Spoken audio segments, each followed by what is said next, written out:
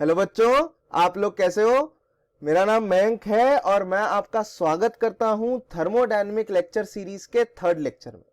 आज का लेक्चर 2 पे काफी ज्यादा बेस्ड है, तो अगर आपने लेक्चर 2 अटेंड नहीं किया तो ये लेक्चर अटेंड करने का कोई फायदा नहीं है। तो पहले आप जाके लेक्चर 2 अटेंड कीजिए, फिर इस लेक्चर पे आइए। अगर आपने अटेंड किया बहुत अच्छी बात है, आगे बढ़िए।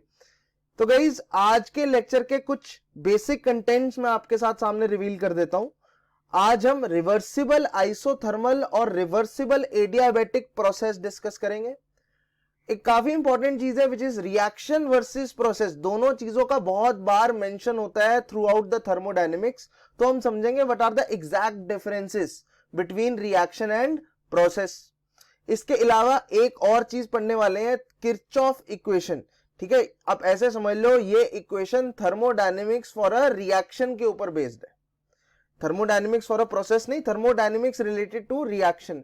कभी भी रिएक्शन के अंदर हीट चेंजेस की बात करनी होती है तो हम किरचॉफ्स इक्वेशन कहीं ना कहीं किसी ना किसी सवाल में जरूर यूज करते हैं। तो गाइज आइए स्टार्ट करते हैं हम अपने पहले टॉपिक की तरफ। तो गाइज मैंने आपके सामने एक सिचुएशन लिखी हुई है, ठीक है। P1 V1 T1 से P2 V2 T2 जा रहा है। आप ऐसे समझो दिस इज योर स्टेट 1, ठीक है। स्टेट 1 से इसको क्या बोलेंगे गाइज, स्टेट 2। स्टेट 1 से स्टेट 2 जा रहा है। स्टेट को डिफाइन करने के लिए वेरिएबल्स मैंने लिख दिए हैं, P1 V1 T1, P2 V2 T2, ठीक है। एक अलग प्रोसेस में वो स्टेट 1 से स्टेट 3 में जा रहा है। स्टेट 3 कौन सी है गाइज, यहां पे P1 V3 T2, that is state 3। और P4 V1 T1 T2, ये इसको क्या बोल दें, जो लास्ट वाली है इसको बोल दो स्टेट 4। गाइस जो पहला प्रोसेस है वो एक रैंडम प्रोसेस है, उसको मैं डिफाइन नहीं कर रहा, उसको कोई नाम नहीं दे रहा। पहला प्रोसेस एक रैंडम प्रोसेस है, ओके। P1 V1 V1 से P2 V2 T2 पता नहीं कैसे जा रहा है, हमें नहीं पता। P1 V1 T1 से P1 V3 T2, ये जो स्टेट 1 से स्टेट 3 वाला प्रोसेस है ये एक आइसोबारिक प्रोसेस है। आप चेक कर सकते हो इस प्रोसेस में प्रेशर कांस्टेंट है, यहां पे भी P1 है, यहां पे भी P1 है, ठीक है। तीसरा जो प्रोसेस दिया है it is isochoric process, okay.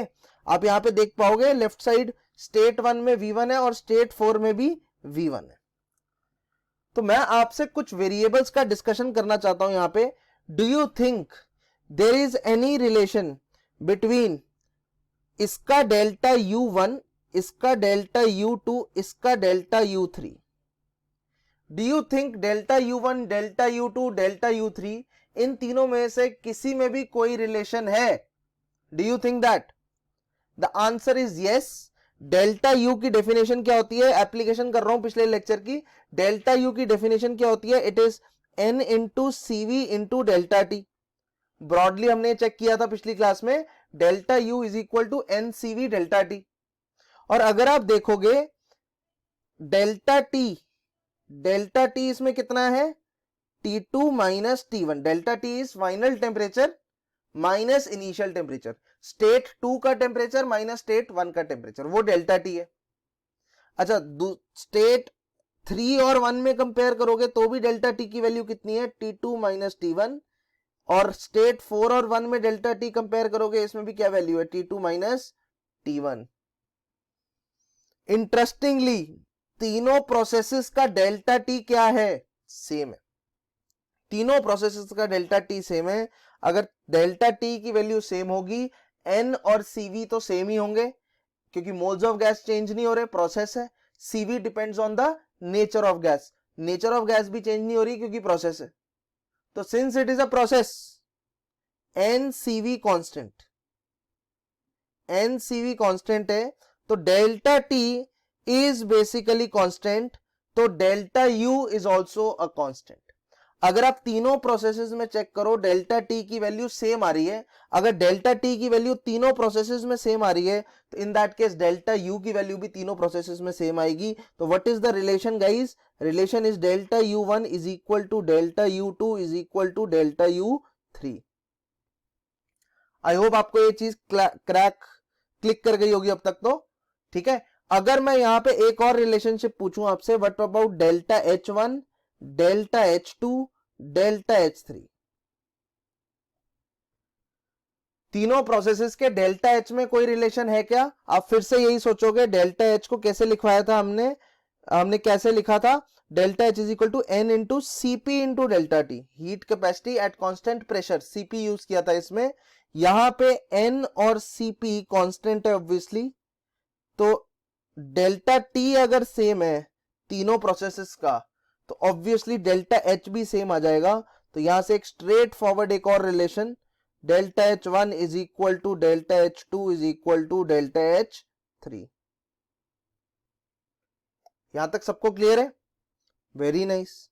अच्छा, अगर फर्स्ट प्रोसेस की हीट को मैं Q1 बोलता हूं, इसको Q2 बोलता हूं, इसको Q3 बोलता हूं, प्रोसेस में जो भी हीट का आदान प्रदान हुआ है, एक्सचेंज हुई है, Q1 Q2 Q3 वो वेरिएबल्स है प्रोसेस वाइज। अब Q1 का किसी के साथ रिलेशन है, Q2 का किसी के साथ रिलेशन है, या Q3 का किसी के साथ रिलेशन है? That's my question. तो आपको याद होगा हमने एक चीज डिस्कस की थी कि फॉर आइसोकोरिक प्रोसेस के लिए हम फर्स्ट लॉ कैसे लगाते हैं? हम फर्स्ट लॉ ऐसे लगाते हैं, Q is equal to delta U plus W। याद होगा आपको हमारी डिस्कशन पुरानी, हम फिजिक्स का फर्स्ट लॉ यूज करते हैं। गाइज अगर आपको ये मैं कैसे लिख रहा हूं इसमें दिक्कत है तो प्लीज हाथ जोड़ के विनती है, आप लेक्चर 2 पहले देखो, है ना, बीच में से मत शुरू करो ये वाला लेक्चर, अदरवाइज आपको लगेगा कुछ गलत हो रहा है। यहां पे फिजिक्स का मैंने थर्मोडायनेमिक्स का फर्स्ट लॉ लिखा है, केमिस्ट्री का नहीं लिखा। साइन कन्वेंशन डिफरेंट होती है। आपने अभी शायद अभी तक फिजिक्स का पढ़ा नहीं होगा तो आपको आइडिया नहीं होगा, बट केमिस्ट्री का जो फर्स्ट लॉ ऑफ थर्मोडायनेमिक्स है और फिजिक्स का फर्स्ट लॉ ऑफ थर्मोडायनेमिक्स है, उसके साइन कन्वेंशन उल्टे पुल्टे। तो हम केमिस्ट्री में क्या करते हैं, फिजिक्स वाला ही सारा कुछ यूज करते हैं, फिजिक्स का ही फर्स्ट लॉ यूज करते हैं, सिर्फ एक करेक्शन इंट्रोड्यूस कर देते हैं कि जब वर्क का आंसर रिपोर्ट करना होगा तो माइनस साइन के साथ रिपोर्ट करेंगे। ठीक है, एनीवेज धीरे धीरे और कहानियां समझ आएंगी। ट्यूटोरियल में भी बहुत सारे सवाल हुए थे इसी टॉपिक से रिलेटेड, T2 ट्यूटोरियल के अंदर, आप उस ट्यूटोरियल को भी रेफर कर सकते हो। ओके, तो एनीवेज आइसोकोरिक प्रोसेस के लिए Q is equal to delta U plus W।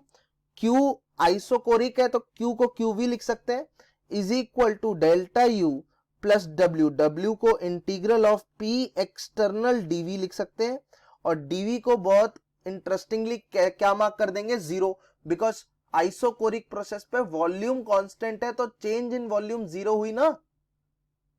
दोबारा से देखो, ये तो सीधे सीधे मैंने क्या लिख दिया, फर्स्ट लॉ ऑफ थर्मोडायनेमिक्स। ठीक है, और उसमें W को कैसे लिख दिया? Integral of P external into dV। dV is small change in volume. Do you think isochoric process में वॉल्यूम का चेंज होता है? नहीं होता, तो dV की वैल्यू 0। तो Q is equal to delta U। Isochoric process का Q डेल्टा U के बराबर होता है, आइसोकोरिक प्रोसेस का Q डेल्टा U के बराबर होता है। दैट मींस इससे क्या समझ आ रहा है? Q3 is equal to delta U3। Okay, in fact हमने डेल्टा U को डिफाइन भी ऐसे किया था। कैसे डिफाइन किया था? Delta U is heat of reaction, reaction के लिए पिछली बार डिफाइन किया था, या heat of a process, heat involved in a process, isochoric process, isochoric और कांस्टेंट वॉल्यूम प्रोसेस। अगर कहीं पे भी आइसोकोरिक प्रोसेस है, दैट मींस वॉल्यूम कांस्टेंट है, वॉल्यूम कांस्टेंट है, तो इन दैट केस आप हीट को किसके डायरेक्टली इक्वल कर सकते हो? डेल्टा यू के। डेल्टा यू डिफाइंड ही ऐसे, फर्स्ट लॉ से प्रूफ भी हो जाता है। आपने ऊपर देखा ही है, फर्स्ट लॉ से प्रूफ किया। I hope you are comfortable with this.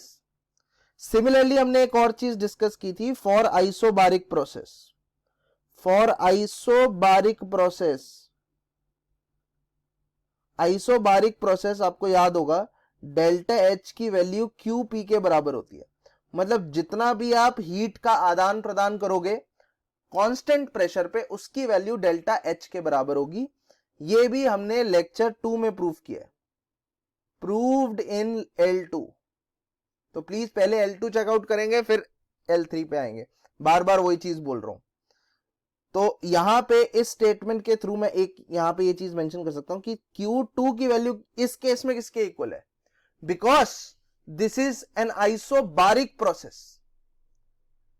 Because ये एक आइसोबारिक प्रोसेस है तो Q की वैल्यू डेल्टा H2 के बराबर है। बात समझ आ रही है? तो काफी इंटरेस्टिंग एनालिसिस है जो मैंने आपके साथ शेयर किया है। I hope you enjoyed this analysis. आगे बढ़ते हैं, हम अपने अगले प्रोसेस की तरफ बढ़ते हैं। अगला प्रोसेस है हमारा रिवर्सिबल आइसोथर्मल प्रोसेस। कौन सा प्रोसेस है? Reversible isothermal process. हेडिंग डाल दो, रिवर्सिबल आइसोथर्मल प्रोसेस। ओके, चलो जी, हेडिंग तो डल गई। आइसोथर्मल प्रोसेस का मतलब क्या होता है बच्चों? आइसोथर्मल प्रोसेस का मतलब होता है टेम्परेचर इज कांस्टेंट। कोई ऐसा प्रोसेस जिसमें सिस्टम स्टेट 1 से स्टेट 2 में जा रहा है, लेकिन throughout the process temperature में कोई चेंज नहीं है, that is called as reversible isothermal process.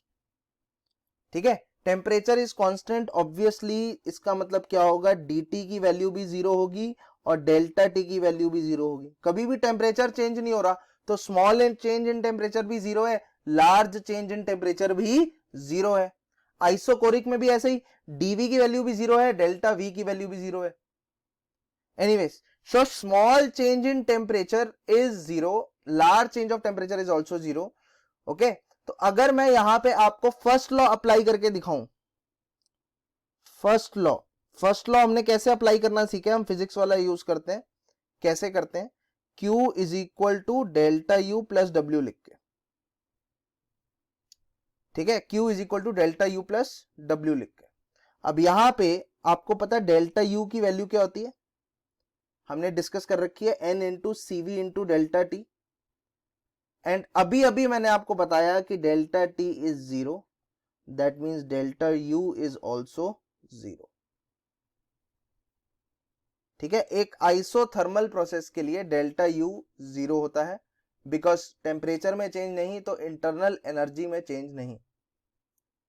Similarly also आपको पता है डेल्टा एच का क्या वैल्यू होता है, n into CP into delta T. ये भी हमने पिछले लेक्चर में देखा हुआ है। ऑब्वियसली डेल्टा टी को जीरो बोल रहे हो तो डेल्टा एच भी क्या है, जीरो है। तो my whole purpose here is to tell you कि for isothermal process T is constant, आपका टेम्परेचर कांस्टेंट रहता है, दैट मींस टेम्परेचर में चेंज नहीं आता है।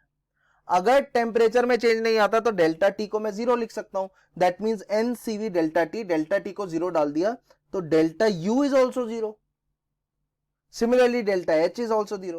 मतलब सोचने की जरूरत नहीं पड़नी चाहिए ना, delta T change in temperature zero है तो डेल्टा यू और डेल्टा एच दोनों ही जीरो है। अच्छा, क्या आप आइसोथर्मल प्रोसेस में Q को डेल्टा यू के बराबर लिख सकते हो? नहीं। Q को डेल्टा यू के बराबर कब लिख सकते हो? पुराने प्रोसेसेस भी साथ साथ रिवाइज करवा रहा हूं। Q को डेल्टा यू के बराबर कब लिख सकते हो? जब प्रोसेस क्या है, आइसोकोरिक।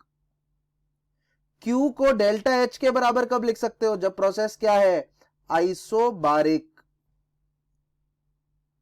हर टाइम में Q डेल्टा यू के बराबर नहीं होता, हर टाइम पे Q डेल्टा H के बराबर नहीं होता, सिर्फ एक पर्टिकुलर पाथ के लिए, और वो पाथ क्या है, isochoric and isobaric respectively. Isothermal में अभी हमने क्या डिस्कस किया, डेल्टा यू तो जी जीरो है तो Q की वैल्यू W आ जाती है। मैंने आपको जब फर्स्ट लॉ पढ़ाया था तो मैंने आपको ऐसा सिखाया था कि Q को समझो कि आपको आपके पापा ने पैसे दिए, 100 रुपए दिए, और डेल्टा यू का मतलब है कि आपको कुछ पैसे मिले हैं, आपने उसमें से कुछ पैसे जेब में डाल दिए, जितने जेब में डाले हैं वो आपकी इंटरनल एनर्जी बढ़ा रहा है, आपकी एनर्जी बढ़ रही है, आपके वॉलेट का बैलेंस बढ़ रहा है, आपकी अंदर की एनर्जी बढ़ रही है, ऐसे समझ लो। ठीक है, प्लस वर्क, और आपने कुछ पैसे खर्च कर दिए, वो वर्क है। अब यहां पे अगर आप देखोगे, बहुत ही खर्चीला इंसान है आपकी तरह, आपके सामने, आपने जितनी एनर्जी दी, आपने उसने सारी की सारी एनर्जी किस में कन्वर्ट कर दी? वर्क में। All the heat provided is converted to work into work. No change in internal energy. Internal energy में कोई चेंज नहीं है, जितनी भी आपने हीट प्रोवाइड की है सारी की सारी वर्क में कन्वर्ट हो रही है। ये काफी खर्चीला सा आदमी लग रहा है मुझे, है ना, जिसको जितने पैसे दिए जाएं सारे पैसे वो लुटा देता है। ठीक है, बिल्कुल वही फीलिंग आ रही है। एनीवेज, इसको थोड़ा आगे लेके चलते हैं। किसी तरीके से मुझे वर्क कैसे, मैं किसी तरीके से अगर वर्क डिफाइन करना सीख लूं तो Q ऑटोमेटिकली डिफाइन हो गया, बिकॉज Q की वैल्यू इस केस में किसके बराबर है? Q की वैल्यू अगर वर्क के बराबर आती है तो ये केस कौन सा हो जाता है बच्चों? ये केस हो जाता है आइसोथर्मल। देख लो, ये तीनों है। Q की वैल्यू अगर डेल्टा U के बराबर है तो आइसोकोरिक, Q की वैल्यू डेल्टा H के बराबर है तो आइसोबारिक, Q की वैल्यू W के बराबर है तो आइसोथर्मल। तो ये काफी इंटरेस्टिंग सी लिस्ट सी बन गई है। ठीक है, चलिए। सो अब अगर मैं वर्क को डिफाइन करता हूं, वर्क को कैसे डिफाइन करता हूं? Is equal to integral of, जैसे हम हमेशा करते हैं, P एक्सटर्नल इंटू डीवी। ये लिखना आता है सबको? Work is equal to integral of P external into DV. सबसे पहले मैंने क्या किया? P एक्सटर्नल को P सिस्टम से रिप्लेस किया। एक्सटर्नल प्रेशर सिस्टम के प्रेशर के इक्वल क्यों है? Because reversible system. रिवर्सिबल भी मैंने आपको डिफाइन किया था। सिस्टम कैसा सिस्टम होता है? जिसमें सिस्टम एंड सराउंडिंग हमेशा इक्विलिब्रियम में रहते हैं। System and surrounding are always in equilibrium, that means P system surrounding pressure के बराबर है P एक्सटर्नल के बराबर है। सिस्टम सराउंडिंग हमेशा इक्विलिब्रियम में रहती हैं, हमेशा, हर इंस्टेंट पे। दैट मीन्स सिस्टम का प्रेशर और सराउंडिंग का प्रेशर एक जैसा है। तो एक्सटर्नल प्रेशर को सिस्टम प्रेशर से रिप्लेस कर दिया, because system is reversible. Reversible के बारे में और डिटेल जाननी है, मैंने डिटेल में पढ़ा रखा है रिवर्सिबल। ठीक है, आप पिछले लेक्चर में जाइए, L2 में जाइए, आपको रिवर्सिबल सिस्टम के बारे में सब पता चल जाएगा, है ना। काफी 1-1.5 पेज की एक्सप्लेनेशन है, तो आपको सब क्लियरिटी आ जाएगी। ओके, एनीवेज, सो P सिस्टम इंटू डीवी। चलो जी, आगे क्या लिख सकते हैं? इन सिस्टम के प्रेशर को लिख सकते हैं nRT by V। nRT by V क्यों लिख दिया? क्योंकि सिस्टम के अंदर हम मान के चल रहे हैं कि आइडियल गैसेस हैं, तो PV is equal to nRT तो सब जानते हैं, आइडियल गैस इक्वेशन होती है, तो प्रेशर को हम nRT बाय V से रिप्लेस कर सकते हैं। ठीक है, तो यहां से यहां जाने का रीजन क्या हो गया? आइडियल गैस इक्वेशन यूज की है, आइडियल गैसेस को अज्यूम किया है। तो PV is equal to nRT, that means P is equal to nRT by V into DV तो करना भूल ही गए, तो यहाँ पे डीवी भी लिखो। ठीक है, इंटीग्रेट करना है। सिंस ये कांस्टेंट टेम्परेचर पे हम डिस्कशन कर रहे हैं, कांस्टेंट टेम्परेचर क्यों बोल रहा हूं? बिकॉज इट इज आइसोथर्मल, तो टेम्परेचर तो कांस्टेंट ही है। तो nRT कॉमन आ गया बाहर, integral of dV by V आ गया। nRT integral of dV by V, यहां पे लिमिट्स पुट करेंगे V1 से V2, तो ये क्या चीज बन गई? It is nRT ln V2 by V1। ये गाइज आपकी वर्क की कहानी आ गई, आपको हमने वर्क डिफाइन कर दिया यहां पे। I hope it is very very okay. अगर वर्क डिफाइन हो गया तो Q भी डिफाइन हो गया। Q, क्योंकि Q वर्क के इक्वल है, वर्क आ गया तो Q आ गया। सिंपल सी बात है, जब आप दोबारा से रिवाइज करते हैं, सिंपल सी बात है, फर्स्ट लॉ लिखेंगे, फर्स्ट लॉ हमेशा अप्लाई करेंगे। जैसे ही आपने फर्स्ट लॉ लिखा तो उसमें समझ आ जाएगा डेल्टा U 0 है, बिकॉज डेल्टा T 0 है। तो सीधी बात है Q की वैल्यू W के बराबर है। W को कैलकुलेट करने का तरीका हमें आता है integral of P external into DV. External pressure को सिस्टम प्रेशर से रिप्लेस कर दिया बिकॉज सिस्टम रिवर्सिबल है ना, और सिस्टम को के प्रेशर को लिख दिया nRT by V because system में आइडियल गैसेस है, ठीक है। और nRT में nRT को बाहर निकाल लिया बिकॉज टेम्परेचर कांस्टेंट है, आइसोथर्मल है। dV बाई वी में इंटीग्रेशन कर दी, लिमिट्स पुट की v1 से v2, आंसर आ गया work done is equal to nRT ln v2 by v1। Very important relation, लोग तो सीधे सीधे याद कर लेते हैं। अगर आपको डिराइव करना आसान लग रहा है आप डिराइव कर लो, आई हैव नो ऑब्जेक्शन। यहां तक समझ आ रहा है? This is reversible isothermal process. Okay, चलो अगले प्रोसेस की तरफ जाते हैं, बट उससे पहले हमें एडियाबेटिक प्रोसेस पढ़ना है। बट उससे पहले एक छोटा सा नोट, ठीक है। इस नोट के अंदर मैं आपको लैप्लेस कोफिशिएंट इंट्रोड्यूस करूंगा, जिसे आप एडियाबेटिक इंडेक्स भी बोलते हो। एक बार ये चीज इंट्रोड्यूस कर दूं, फिर इसके बाद I think you can talk about reversible adiabatic process. तो पहले एक लैप्लेस कोफिशिएंट या फिर इसको एडियाबेटिक इंडेक्स भी बोलते हैं, सिंबल होता है बच्चों इसका गामा, ठीक है। तो इस चीज को इंट्रोड्यूस करते हैं, इस चीज की बातें करते हैं। अच्छा, आपको याद होगा, थोड़ा पहले से उठा रहा हूं, आपको याद होगा डेल्टा यू को आपने लिखा था n into F by two R into delta T. याद आ रहा है first lecture? Okay, very good. अगर याद आ रहा है तो डेल्टा एच को सिमिलरली लिखा था n into F by two plus one into R into delta T, है ना। अगर आपको बहुत नया नया सी ये चीजें लग रही हैं तो लेक्चर 1 में डिटेल में हमने डिस्कशन की है कि इसको ऐसे क्यों लिख सकते हैं। ओके, देखो अटेंड करनी है थर्मोडायनेमिक्स तो तमीज से करनी है, बीच बीच में से नहीं करनी, पूरे लेक्चर्स एक अटेंड करने हैं, कोई लेक्चर मिस नहीं होना चाहिए। एनीवे, सो इसमें इस पार्ट को सीवी बोलते हैं और इस पार्ट को सीपी बोलते हैं, ये भी मैंने आपको बताया। सीपी का मतलब, सीवी का मतलब क्या होता है? It is F by two R. CP का मतलब क्या होता है? It is F by two plus one into R. यहां तक समझ आ रही है बात? All right. तो गाइज अगर मैं दोनों की रेशियो ले लूं, आइए मिलकर रेशियो लेते हैं। सीपी बाय सीवी, क्या किया? न्यूमरेटर में रखा CP, heat capacity at constant pressure, इसको न्यूमरेटर पे रखा, डिनोमिनेटर में सीवी रखा। तो एक चीज तो समझ आ रही है, it is F by two plus one, ये न्यूमरेटर में आ जाएगा, ठीक है। डिनोमिनेटर में क्या आएगा? एफ बाई टू, आर से आर तो कैंसिल हो गया। गाइज सीपी बाई सीवी की रेशियो को, इन दोनों हीट कैपेसिटीज की रेशियो को लैप्लेस कोफिशिएंट कहते हैं, इसी को गामा कहते हैं।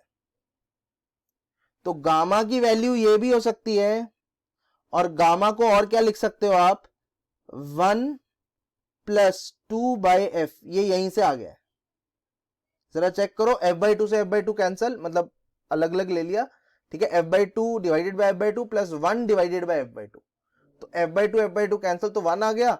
1 divided by F by to, 2 ऊपर चला गया, तो 1 प्लस टू बाई एफ। तो गामा को आप ये भी लिख सकते हो, गामा को आप ये भी लिख सकते हो। I hope it is very very okay, किसी को कोई प्रॉब्लम नहीं है, ठीक है। ओके, अब यहां पे एक सिंपल सी एक और चीज भी कर सकते हो आप, है ना। जैसे 1, गामा को आपने क्या लिखा? 1 प्लस टू बाई एफ, तो थोड़ा सा टेढ़ा मेढ़ा भी कहानी कर सकते हो। दैट मीन्स 2 बाई एफ को क्या लिख सकते हो? Gamma minus one. 2 by F को क्या लिख सकते हो? Gamma minus one. That means F by two को क्या लिख सकते हो? 1 अपॉन गामा माइनस वन। ये मैं एफ बाई टू को क्यों लिखवा रहा हूं? रीजन, क्योंकि हर जगह ना एफ बाई टू यूज हो रहा होता है। ये मैंने एफ बाई टू को 1 अपॉन गामा माइनस वन इसलिए लिखा है, क्योंकि अगर आप यहां पे भी देखोगे एफ बाई टू यूज हो रहा है, यहां पे भी देखोगे एफ बाई टू यूज हो रहा है। अगर डेल्टा यू को अब आप गामा के टर्म्स में लिखना चाहते हो, वो क्या हो जाएगा? Delta U is equal to N into F by two को क्या लिखोगे? 1 by gamma minus one into R delta T. तो अगर आपको एग्जामिनर ने गामा दे दिया है तो गामा से भी आप एफ का रिलेशन आइडेंटिफाई कर सकते हो using this. Gamma is your Laplace coefficient, F is your degree of freedom. तो there is a relationship between Laplace coefficient gamma and degree of freedom. अगर आपको गामा दिया है तो एफ दिया, एफ दिया तो गामा दिया. ठीक है, तो एफ और गामा रिलेटेबल है, ये चीज बिल्कुल क्लियर होनी चाहिए. डिग्री ऑफ फ्रीडम और गामा एक दूसरे के रिलेटेबल है. I hope it is okay. Laplace coefficient सबको समझ आ गया? Any problem in understanding this? I hope not. ठीक है, सिंपल सी चीज है लैपलेस कोफिशिएंट. गामा सिंपल सी चीज है. क्या है gamma? It is the ratio of CP by CV. CP by CV की रेशियो को गामा बोल दिया है, और सीपी और सीवी को आप ऊपर वाले रिलेशन से एफ के टर्म्स में लिख सकते हो, तो वो मैंने लिख दिया है. तो काफी क्लियर कट एस्टैब्लिशमेंट हो जाती है. ठीक है, I hope you are able to do this. ठीक है, अगर आपको ये रिलेशन लिखने में प्रॉब्लम आ रही है, कौन सा रिलेशन, ये जो डब्बे बना रहा हूं मैं, ठीक है, तो प्लीज रेफर L1. L1 को रेफर करिए, आपको ये सब रिलेशन वहां से मिल जाएंगे. ओके, चलिए, बहुत अच्छी बात है, आगे चलते हैं. एज आई प्रॉमिस्ड यू, हमने लैपलेस कोफिशिएंट पढ़ लिया, तो अगला टॉपिक क्या पढ़ना है बच्चों? Reversible adiabatic process. It is reversible adiabatic process. Adiabatic process को आप ऐसे समझ लो, आपको याद है हमने सिस्टम डिफाइन किए थे, ओपन सिस्टम, क्लोज सिस्टम और तीसरा इंसुलेटेड सिस्टम. तो ये जो प्रोसेस होता है ये इंसुलेटेड सिस्टम में होता है. ठीक है, हैपेंस इन या takes place in insulated system. ये एक इंसुलेटेड सिस्टम में होता है. इंसुलेटेड सिस्टम मैं आपको याद दिला देता हूं, ये वाला, या फिर ऐसा, या फिर ऐसा. इंसुलेशन लगी होनी चाहिए. दैट मीन्स एक बैड कंडक्टर ऑफ हीट लगा होना चाहिए. ठीक है, this is what, this is your adiabatic processes.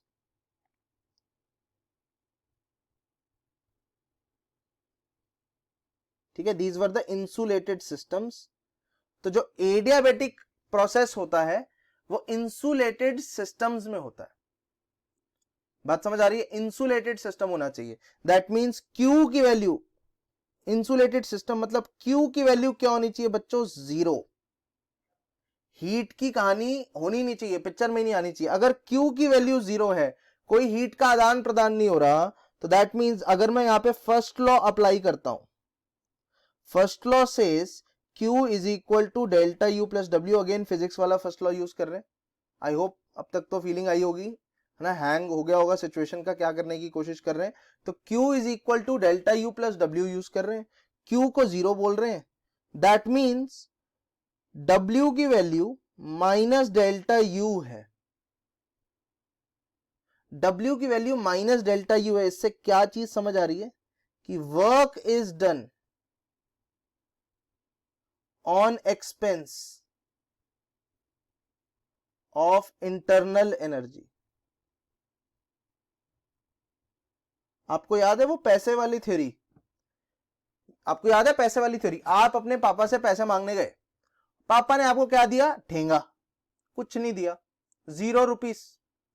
पापा ने आपको 0 रुपीस दिए, तो इन दैट केस आप क्या करोगे? आपको चीज तो लेनी है, तो आप अपनी जेब से पैसे खर्च करोगे. आपने जो सेविंग्स कर रखी थी ना, उनको खत्म करोगे. तो that means delta U is basically, आप ये समझो कि आपकी इंटरनल एनर्जी कम हो जाएगी. जितना आप खर्च करोगे, जितना आप वर्क करोगे, उतने से आपकी इंटरनल एनर्जी कम हो जाएगी. बात समझ आ रही है? W की वैल्यू माइनस डेल्टा U के बराबर है, कि जितना आपने वर्क किया उतने के बराबर आपकी इंटरनल एनर्जी कम हो जाएगी. दैट मीन्स अगर आपने 20 रुपए की चीज खरीदनी है तो आपके जेब से आपको 20 रुपए खर्चने पड़ेंगे, क्योंकि पिताजी ने तो कोई पैसे दिए नहीं. ठीक है, तो ये वाली फीलिंग है। तो फर्स्ट लॉ को हम यहाँ पे अप्लाई कर रहे हैं, तो सीधे सीधे समझ आ रहा है W की वैल्यू माइनस डेल्टा U के बराबर है। तो एक तो देखो इसका काफी बहुत इजी सा एक डेरिवेशन है। क्या इजी सी डेरिवेशन है? डेल्टा U को लिख लो, डेल्टा U को क्या लिख दो, n इंटू, माइनस तो बाहर रख दिया, F/2R into delta T. n into delta U को क्या लिख दिया, n into F/2R into delta T. लिख सकते हैं नहीं लिख सकते? बिल्कुल लिख सकते हैं। ठीक है, डेल्टा यू आ गया। अच्छा, माइनस, माइनस तो बाहर ऐसे ही लगा हुआ है, तो n की वैल्यू क्या है, कांस्टेंट है, कोई दिक्कत नहीं है। F/2 को अभी हमने लिखना सीखा है, डिवाइडेड बाय गामा माइनस 1 कर दिया मैंने। F/2 को क्या लिख सकते हो, 1 अपॉन गामा माइनस 1। सीखा है नहीं सीखा है, चेक करते हैं। यही सीखा था, F/2 को 1 अपॉन गामा माइनस 1 लिखना सीखा था। तो यहां पे भी F/2 को क्या लिख दिया, 1 upon gamma minus 1 into R. Delta T को क्या लिखेंगे बच्चों, T2 माइनस T1।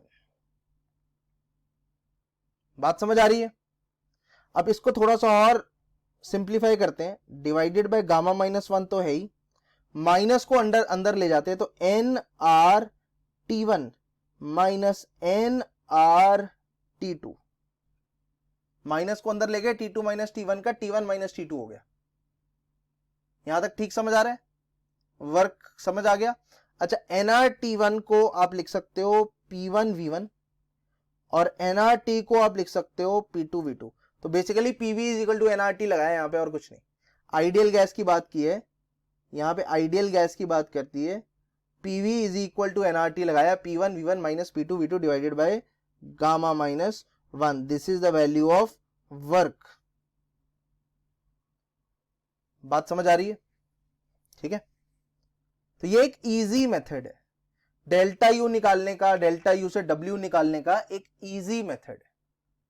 मैं आपको कॉम्प्लिकेटेड वाला मेथड भी बताऊंगा, बिकॉज वो भी कई जगह यूज होता है, बट ये मेथड आपको बिल्कुल क्लियर होना चाहिए। Okay, I hope it is very very clear. अब आगे चलते हैं। ठीक है, अगला जो टॉपिक है काफी इंटरेस्टिंग है और काफी इजी भी है। ठीक है, टॉपिक का नाम है प्रोसेस इक्वेशन। पहले मैं आपको एक चीज बताना चाहता हूं आगे बढ़ने से पहले, कि प्रोसेस इक्वेशन क्या होती है। Process equation is, it is the equation which defines the path of the process,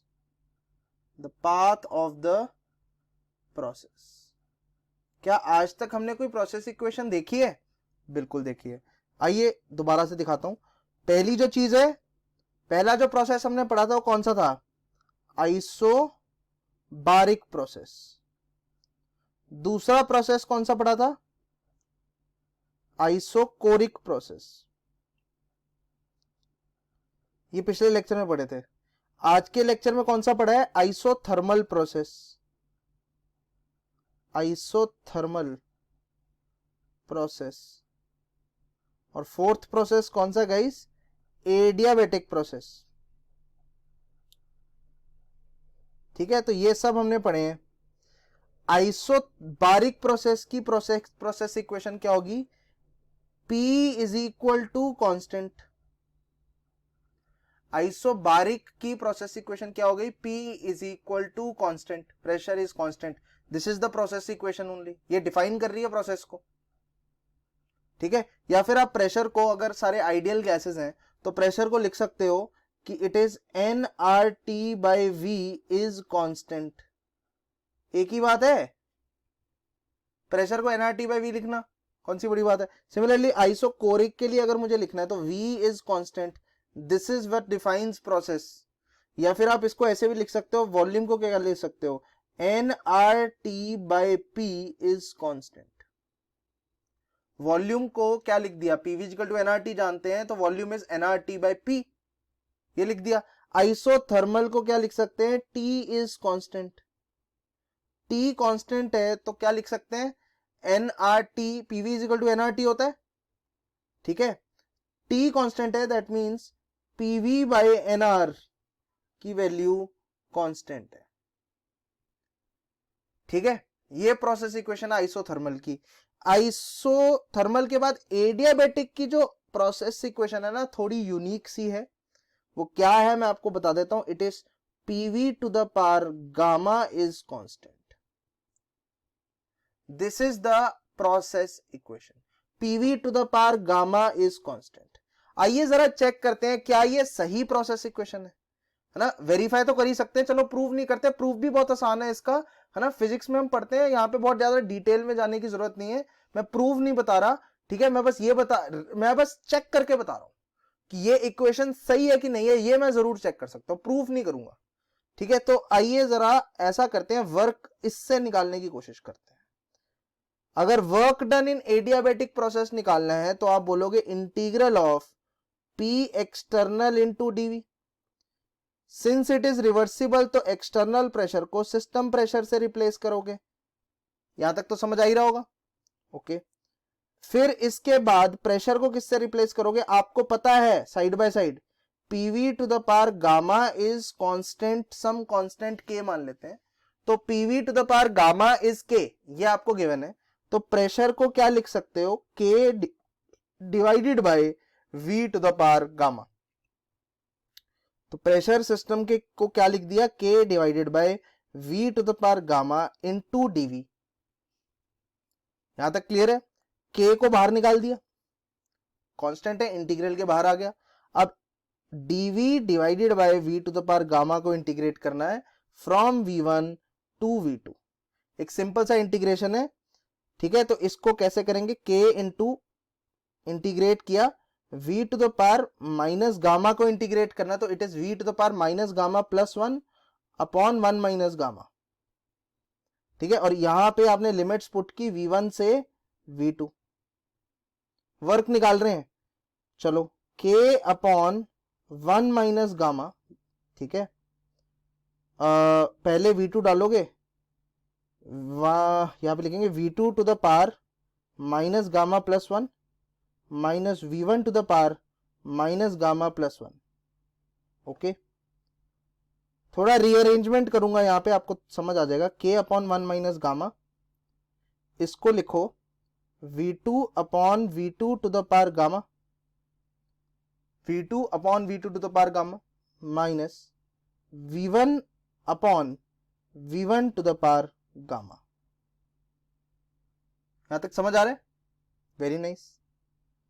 k को अंदर ले जाओ तो 1 अपॉन 1 माइनस गामा के v2 माइनस के v1। k के नीचे क्या है? v2 divided v2 to the power gamma, और यहां पे k के नीचे क्या है? v1 to the power gamma. ये समझ आ रहा है मैंने क्या किया? k को बस अंदर ले गया। अच्छा, k upon v to the power gamma को क्या बोलते हैं? ऊपर से देखो, यहां से देखो, k upon v to the power gamma को क्या बोलते हैं? प्रेशर। ठीक है, तो आप ये k to the power v to the power gamma को प्रेशर से रिप्लेस कर सकते हो। तो यहां पे लिख सकते हो P2V2 माइनस, इसको लिख सकते हो P1, और V1 तो पहले से ही है। तो वर्क डन क्या आ गया बच्चों? ये वर्क निकालने की कोशिश कर रहे थे। It is P2V2 work done is equal to P2V2 minus P1V1 upon 1 minus gamma. P2V2 upon P1V1 minus upon 1 minus gamma, same चीज। देखो यही तो चीज लिखी है, ऊपर नीचे -1 से मल्टीप्लाई कर दो। P2V2 minus P1V1 upon 1 minus gamma, same चीज आ गई ना? सेम चीज। इस रिलेशन से अगर मैं वर्क निकालता हूं तो भी सेम एक्सप्रेशन आता है, तो ये तो फिर ऑब्वियस बात होगी ना, ये जो मैंने एक्सप्रेशन दिया है ये सही एक्सप्रेशन है। I have proved my expression, PV to the power gamma is equal to constant. ये प्रोसेस इक्वेशन किसकी है बच्चों? ये एडियाबैटिक की प्रोसेस इक्वेशन है। Is this thing clear? चलिए आगे, फॉर एडियाबैटिक प्रोसेस,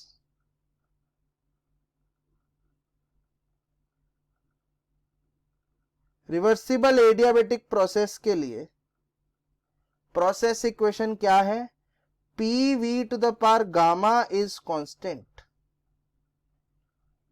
यहां तक सबको समझ आता है, ठीक है। चलो इसके आगे कुछ मैथमेटिकल टाइम पास करते हैं। PV to the power gamma is constant, यहां तक क्लियर है। आपको पता है PV is equal to nRT होता है आइडियल गैस के लिए, ये तो हमेशा ही वैलिड है, चाहे एडियाबेटिक प्रोसेस है चाहे जो मर्जी प्रोसेस है, ये तो हमेशा ही वैलिड होगा PV is equal to nRT।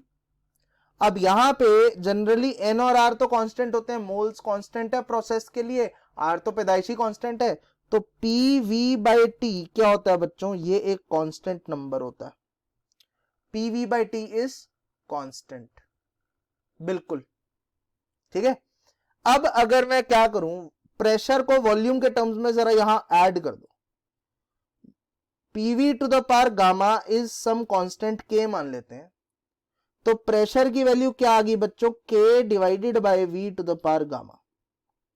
इसमें तो कोई डाउट नहीं होगा, K divided by V to the power gamma. तो यहां पे आप बस पुट कर दो K into V divided by K divided by V to the power gamma into T is constant. तो क्या चीज आ गई बच्चों, K भी तो कांस्टेंट ही होता है, तो V to the power 1 minus gamma upon T, ठीक है, इज इक्वल टू कांस्टेंट। ये ऐसे लिख दो, T राइट हैंड साइड ले जाओ into V to the power gamma minus 1 is constant. कुछ नहीं किया, बस थोड़ा बहुत रीअरेंजमेंट किया, मैथ्स की सिंपल ऑपरेशंस यूज किए हैं, पावर्स को लेफ्ट राइट लेके गया हूं, दैट्स इट। तो दिस इज अनदर रिलेशन, ये भी एडियाबेटिक प्रोसेस का ही रिलेशन है। जैसे PV to the power gamma is adiabatic process का process equation, TV to the power gamma minus 1 is also adiabatic process का प्रोसेस इक्वेशन। एग्रीड, समझ आ रहा है सबको, ठीक है, इसी से डिराइव किया। ओके अच्छा, अब एक और काम करते हैं, अब एक काम करते हैं थोड़ा सा उल्टा, वॉल्यूम को लिखते हैं, वॉल्यूम को लिखते हैं V to the power gamma is equal to K divided by P। V to the power gamma is K divided by P, तो वॉल्यूम की वैल्यू कितनी होगी, K 1 by gamma divided by P to the power 1 by gamma. तो मैं इसको यहां पे put कर देता हूं फिर से, तो क्या चीज आएगी, आइए देखते हैं ये क्या चीज आएगी। आप क्या कर रहे हो, वॉल्यूम को क्या पुट कर रहे हो, K to the power 1 by gamma upon P to the power 1 by gamma into T is equal to constant. ठीक है, अब आप क्या करोगे, कांस्टेंट को तो ये तो गायब हो गया राइट साइड जाके, तो ये आ जाएगा P raise to power 1 minus 1 by gamma, P raise to power 1 minus 1 by gamma, T raise to power minus 1, ठीक है, T भी उल्टा हो गया, is equal to some constant. ठीक है, in other words P raise to power gamma minus 1 by gamma into T raise to power minus 1 is constant. अब ये दोनों चीजों को राइट साइड ले जाओ, तो क्या बन जाएगा, it is P raise to power 1 minus gamma by gamma into T is constant. बात समझ आ रही है, मतलब दोनों चीजों को मैं राइट साइड ले गया, तो जो अगर इक्वेशन के लेफ्ट में for example x square is 5 आ रहा है, तो आप इसको कैसे लिखते हो, 1 is equal to 5 divided by x square, या फिर लिख सकते हो 5 into x raise to power minus 2, ऐसे लिख सकते हो ना। तो जो पावर लेफ्ट में पॉजिटिव थी वही पावर राइट में जाके नेगेटिव हो जाती है, वही किया। अब P और T को राइट साइड लेके जाओगे तो गामा माइनस 1 का 1 माइनस गामा आ जाएगा, और T raise to power minus 1 का माइनस 1 नेगेटिव, तो 0 मतलब प्लस 1 आ जाएगा। और फिर इसको थोड़ा सा और करते हैं, PT to the power gamma ऊपर आ जाएगा और 1 माइनस गामा नीचे आ जाएगा, इज इक्वल टू कांस्टेंट। ये भी एक एडियाबेटिक का ही रिलेशन है। बड़ा ही पॉपुलर सा क्वेश्चन है, एडवांस और मेंस में भी पूछा जा सकता है कि इसमें से कौन सी इक्वेशन एडियाबेटिक की प्रोसेस इक्वेशन है। तो उसमें ऑप्शंस आपको दिए जा सकते हैं कि PV raise to power gamma is constant, एक ये है, दूसरी है TV raise to power gamma minus 1 is constant, दूसरी ये है, तीसरी है पीटी रेस्ट पर gamma upon 1 minus gamma is constant. हालांकि डिराइवेबल है, आप अगर देखोगे एक से दूसरे में, दूसरे में तीसरे में, सब आप डिराइव कर सकते हो बहुत आसानी से, but it will take a little bit of time. इसलिए लोग याद कर लेते हैं, इसलिए लोग ये तीनों रिलेशनशिप को याद रख लेते हैं कि एडियाबैटिक में ये तीनों रिलेशनशिप ट्रू होते हैं। बात समझ आ रही है सबको? ठीक है, I hope it is very very okay. सबको क्लैरिटी है कि एडियाबैटिक प्रोसेस में हम क्या करते हैं, कैसे एस्टिमेशन करते हैं, इक्वेशंस को कैसे बनाते हैं। एडियाबैटिक प्रोसेस गाइस बहुत सिंपल है, इसके अंदर Q की वैल्यू 0 होती है। हमेशा याद रखना है एडियाबैटिक प्रोसेस में कोई हीट का आदान प्रदान नहीं होता। जितना भी वर्क होगा उसके बराबर की इंटरनल एनर्जी उसकी कम हो जाएगी। That means work is done on the expense of the internal energy. मतलब वर्क किया जा रहा है लेकिन कुछ खर्च हो जाएगी। क्या खर्च हो जाएगी? उसकी इंटरनल एनर्जी खर्च हो जाएगी। I hope it is very very clear. सबको समझ आ रहा है ये? ठीक है, तो अगर मैं आपसे पूछूं, आपको याद है पीछे एक हम लिस्ट बना रहे थे, उसमें इसको भी ऐड कर देते। कहां गई वो लिस्ट? ये रही। Q की वैल्यू W आइसोथर्मल यहां तक पहुंचे थे, Q की value 0, that means it is adiabatic. ये भी जी आपका एक सवाल बन गया मल्टीपल चॉइस एडवांस लेवल कि अलग अलग प्रोसेसेस में Q की क्या क्या वैल्यूज होती हैं। आइसोथर्मल में Q की वैल्यू W, आइसोकोरिक में Q की वैल्यू डेल्टा U, आइसोबारिक में Q की वैल्यू डेल्टा H, एडियाबैटिक में Q की वैल्यू 0। ठीक है, तो आई होप ये भी एक इंटरेस्टिंग क्वेश्चन बन गया आपका। चलिए आगे बढ़ते हैं। अब एक और टॉपिक आपके साथ मुझे डिस्कस करना है। यहाँ पे टॉपिक का नाम है बच्चों difference between reaction and a process. साथ में किरचॉफ इक्वेशन भी कवर कर देंगे। तो आइए स्टार्ट करते हैं। Reaction versus process. ठीक है, ये चीज वैसे मैंने काफी क्लैरिटी से डिस्कस कर दी थी, बट दोबारा से कर रहा हूं because this thing is very important. बिल्कुल भी हल्के में नहीं लेना है इस चीज को। ठीक है, सबसे पहले तो आपको समझ आना चाहिए रिएक्शन क्या होता है, प्रोसेस क्या होता है। प्रोसेस के एग्जाम्पल्स होते हैं जो कि हम पढ़ रहे हैं, रिवर्सिबल, आइसोबारिक, ठीक है, रिवर्सिबल, आइसोकोरिक, ये सब प्रोसेसेस थे। रिवर्सिबल, आइसोथर्मल, रिवर्सिबल, एडियाबैटिक, ये सब क्या थे जो हम पढ़ रहे थे? प्रोसेसेस। प्रोसेस में एक छोटा सा फीचर होता है number of moles, number of moles and nature of gas. Nature of gas doesn't change.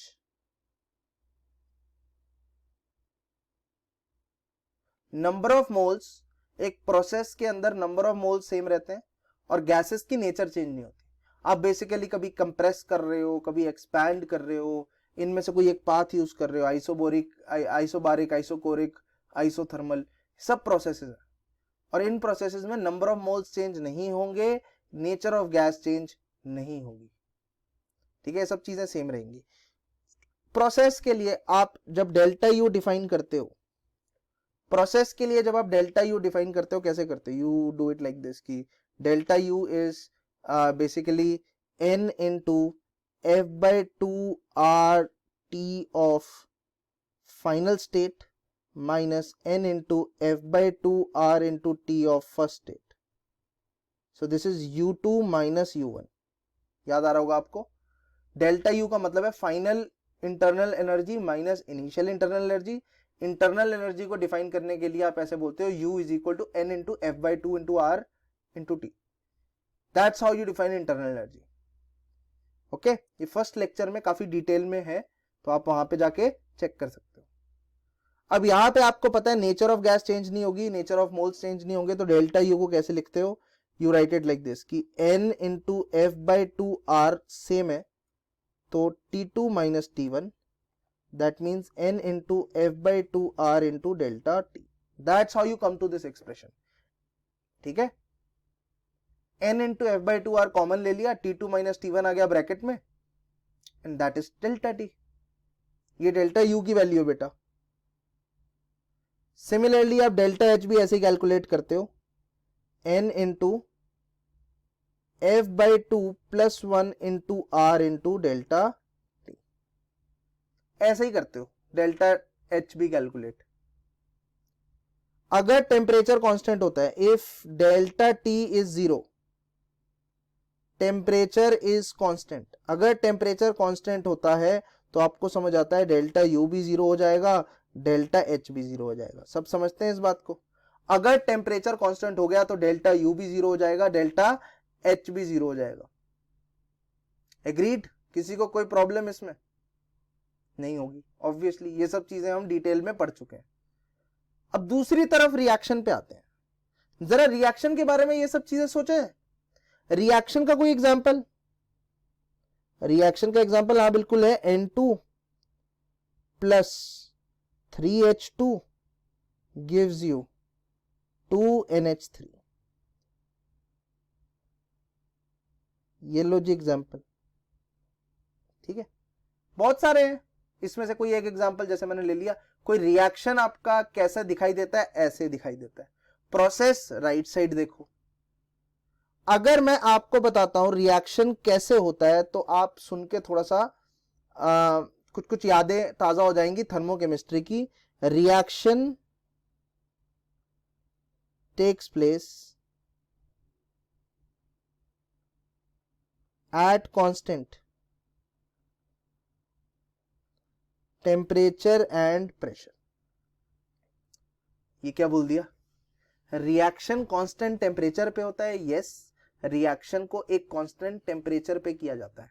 आपको दिया होता है क्वेश्चन में कि यार we are performing this reaction at 27 degree Celsius, तो रिएक्शन को एक कांस्टेंट टेम्परेचर पे परफॉर्म किया जाता है। दैट मींस डेल्टा टी की वैल्यू क्या होती है बेटा? डेल्टा टी की वैल्यू 0 होती है रिएक्शन के लिए। अगर डेल्टा टी की वैल्यू 0 है तो इसका क्या मतलब? डेल्टा एच की वैल्यू 0 है, डेल्टा यू की वैल्यू 0 है। The answer is no. यही चीज आपको बतानी है। रिएक्शन में राइट वाला रिलेशन प्लीज मत यूज करना। जो राइट साइड वाला रिलेशन है वो प्रोसेस के लिए है। रिएक्शन के लिए क्या रिलेशन यूज करते हैं मैं आपको बताता हूं। रिएक्शन के लिए हम किरचॉफ्स लॉ यूज करते हैं। अब वो क्यों यूज करते हैं, ये क्यों नहीं यूज करते, ये मैं बताता हूं। जैसे रिएक्शन के लिए अगर मुझे डेल्टा यू लिखना है, इसी रिएक्शन के लिए डेल्टा एच लिखना है, चलो डेल्टा यू छोड़ो डेल्टा एच लिखते हैं। डेल्टा एच लिखना है तो आप बोलोगे n इंटू, या ऐसे लिख दो, enthalpy of products, sum of enthalpy of products minus sum of enthalpy of reactants. Start तो ऐसे ही करोगे, प्रोडक्ट्स की एंथैल्पी राइट साइड वाली चीजों की एंथैल्पी माइनस रिएक्टेंट्स की एंथैल्पी लेफ्ट साइड वाली चीजों की एंथैल्पी। तो आप बोलोगे अच्छा जी प्रोडक्ट्स की एंथैल्पी लिखते हैं। और ये प्रोडक्ट्स की enthalpy, enthalpy is this. Enthalpy को कैसे डिफाइन करना है? राइट साइड देखो जरा, एंथैल्पी को कैसे डिफाइन करना है? n into F by two plus 1 R को सीपी बोलते हैं, तो n into CP into T ऐसे डिफाइन करते हैं एंथैल्पी। तो चेंज इन एंथैल्पी कैसे डिफाइन हो जाता है? बस थोड़ा क्रूड वे में समझा रहा हूं। वैसे यहाँ पे आगे फाई भी आता है, बट छोड़ो ना, फाई कैंसिल हो जाएगा जब आप चेंज की बात करोगे, तो फाई कैंसिल हो जाएगा। तो जब डेल्टा एच की बात करते हो तो आप delta of n CP T ये लिखोगे, ठीक है। अगर एन और सीपी प्रोसेस के लिए, फॉर एग्जांपल प्रोसेस के लिए मोल सेम रहते हैं, नेचर ऑफ गैस सेम रहती है, तो एन और सीपी कांस्टेंट है तो डेल्टा के बाहर आ जाएंगे। तो आप लिख देते हो फॉर अ प्रोसेस, प्रोसेस के लिए क्या लिख देते हो आप कि एन और सीपी बाहर आ जाएंगे और डेल्टा के अंदर कौन फंसा रह जाएगा? टी। तो एन सीपी डेल्टा टी। ये डेल्टा एच की बात कर रहे हैं।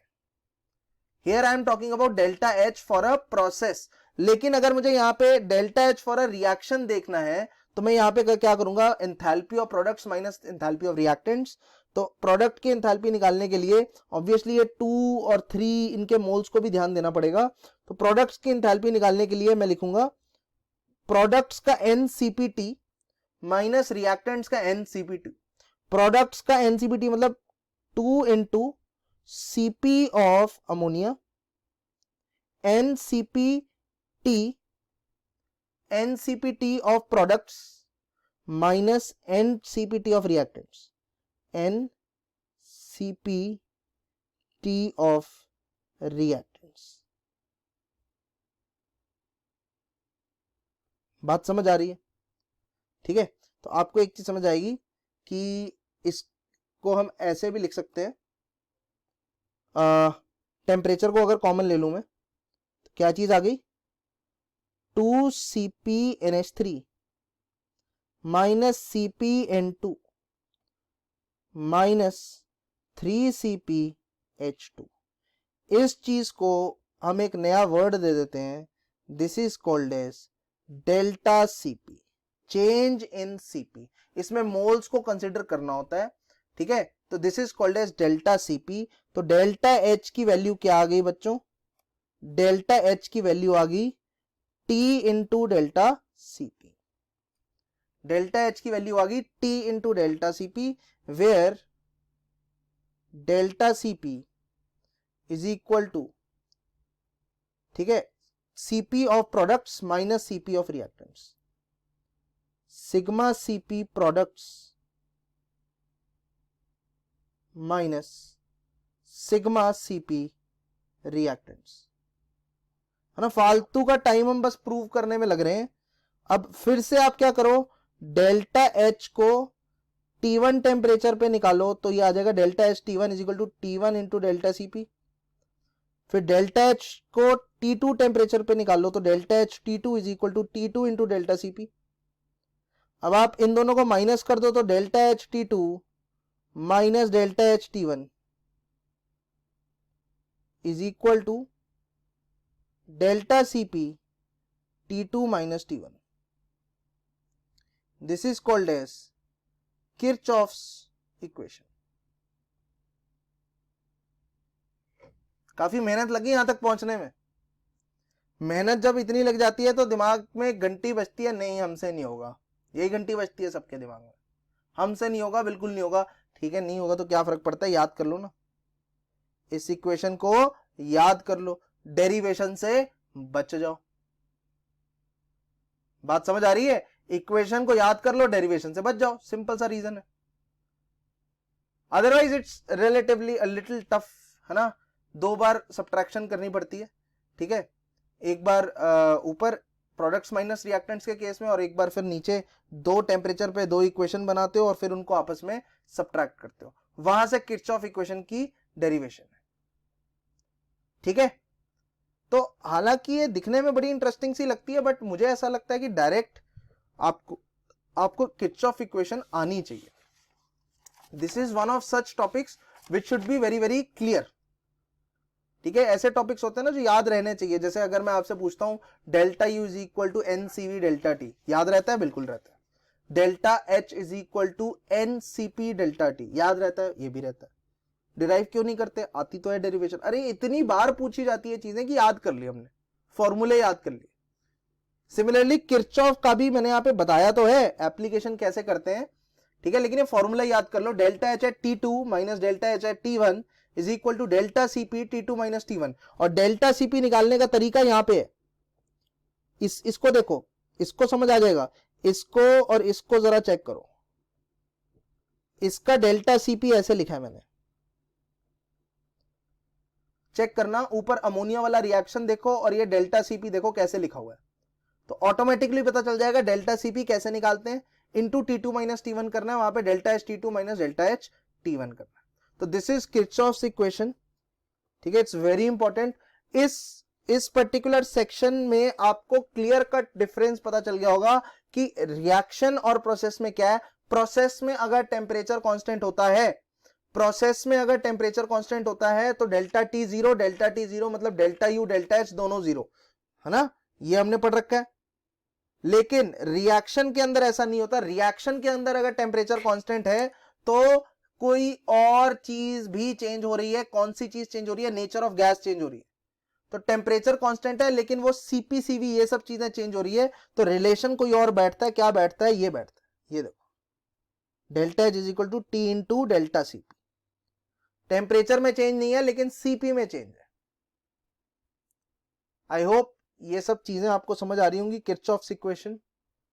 ठीक है, वैसे इसी टर्म्स में मैं एक और इक्वेशन लिख सकता हूं, डेल्टा एच की जगह बस डेल्टा यू कर लो, इसको प्रूव नहीं करूंगा।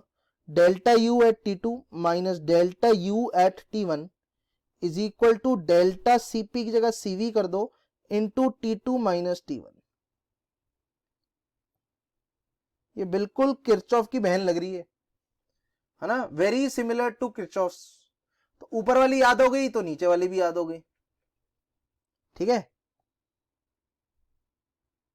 यहां भी लिख दो किरचॉफ्स सिस्टर इक्वेशन ऐसी जस्ट मजाक कर रहे हैं। ठीक है, इसकी सिस्टर इक्वेशन है, बिल्कुल सिमिलर इक्वेशन है। अगर आप देखोगे डेल्टा एच में जैसी रिलेशनशिप आया वैसा ही मैंने सिमिलर रिलेशनशिप डेल्टा यू में भी लिखा है। तो आई होप आपको आज की कहानी समझ आई होगी। थर्मोडायनेमिक्स एक टिपिकल टॉपिक है, थोड़ा सा टफर साइड है, तो आई वुड सजेस्ट आप वीडियो को दोबारा भी देख सकते हो। ठीक है, और अच्छे से समझ आएगी, यू विल एक्यूमुलेट मोर। ठीक है, पॉज पॉज कर करके देख सकते हो, दोबारा देख सकते हो, वीडियोस आपके सामने है, पीछे जाइए दोबारा देखिए, जो भी आपके डाउट्स है क्लियर हो जाएंगे, ट्रस्ट में। जिस तरीके से मैं थर्मोडायनेमिक्स पढ़ा रहा हूं, बिल्कुल बेसिक से पढ़ा रहा हूं, मैथमेटिकल ज्यादा होती ही है थर्मोडायनेमिक्स, इसीलिए बच्चों को डिफिकल्ट लगती है। बेसिक डिफरेंशिएशन इंटीग्रेशन तो लगता ही है थ्रू आउट द थर्मोडायनेमिक्स। ठीक है, I hope you enjoyed this, है ना। जिनको समझ आ रहा होगा उनको तो मजा आ ही रहा होगा, जिनको नहीं आ रहा वो प्लीज कोशिश करें समझने की। ऑलराइट, यहीं पे हम अपने सेशन को खत्म करते हैं, और अगले सेशन में हम क्या करेंगे, अगले सेशन में हम रिवर्सिबल के साथ साथ इरिवर्सिबल की भी बातें करेंगे। यस, तो अगला सेशन भी काफी इंटरेस्टिंग होगा। रिवर्सिबल तो हमने कर रखी है बातें, इरिवर्सिबल भी इंट्रोड्यूस करूंगा। ओके, चलो guys, bye bye, take care, see you.